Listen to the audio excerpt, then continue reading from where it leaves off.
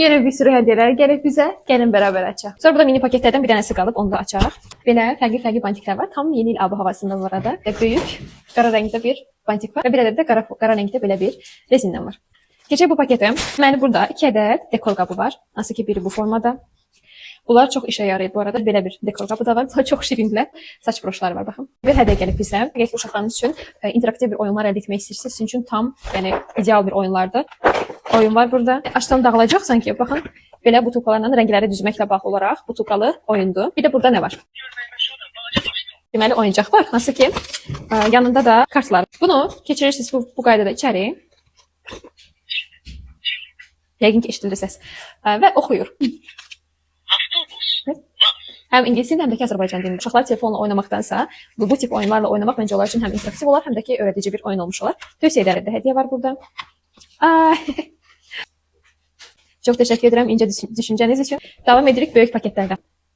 Burada kitab var və hətta oxumaq istədiyim kitab özdə. 6 ay, 6 gün və 6 saat. Burada bir şirniyyat var. Balaca bir yenə əl kremi. Bunlar çox işə yarayır. Balaca kremlər atırsan çantaya. Şirindir bu. Belə bir yeni il dekorlu bir oyuncaq var burada. Yeni il ab-havalı bir cüt çorap. Bakın. Çok güzeldi Həbi. Təşəkkür edirəm incə düşüncəniz üçün. Keçirik bu paketə. Bu nədir bilirsinizmi? Tam mənim malımdır bu. Həm papaq, həm şərf. Baxın belə bir papaq. Və yanında isə belə bir şərfi var. İkisi bir arada.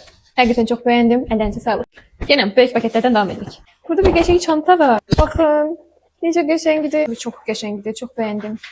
Çox sağ olun. Həqiqətən də hədiyyəniz möhtəşəmdir. Daha sonra burada bir çanta dolusu, daha doğrusu bir paket dolusu kosmetika var. Almaq istədiyim həmin o teknik palet. 2 ədəd üz üçün maska. Daha doğrusu biri əl və ayaq üçün, biri isə üz üçün maskadır. Victoria's Secret'in ətri. Baxın. Buradan belə qoxusu gəlir. Çox gözəldir bu.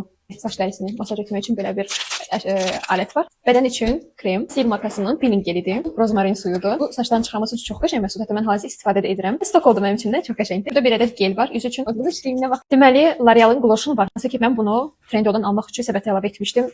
Çox yaxşı oldu bunun əlində. Çünki bunun haqqında mən çox eşitmişəm. Alın bundan mütləq liner, dodaq qələmi. Şirin bir qutular var. Çəhrayı rəngində, belə bir rəngdə.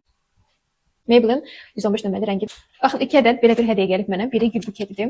Lentlərdən hazırlanan gül buketi. Çox qəşəngdir. Belə bir hədiyyə var. Məncə bunlar yəni hədiyyə üçün çox gözəl ideyadır. Son paketimizi açırıq. Belə bir böyük paketimiz var. Çox gözəl və ay bunu açım. Belə bir şirniyyatlar var. Bu Xonça səhifəsindən gəlib bizə. Hansı ki öz işlərini tanıtmaq üçün. Və burada təbii ki hər konfetlər də ola bilər. Yəni istəyinizə uyğun, zövqünüzə uyğun şəkildə sifariş verə bilərsiniz. Məncə yeni il üçün də çox gözəl bir hədiyyədir. Mən bunu bəyəndim.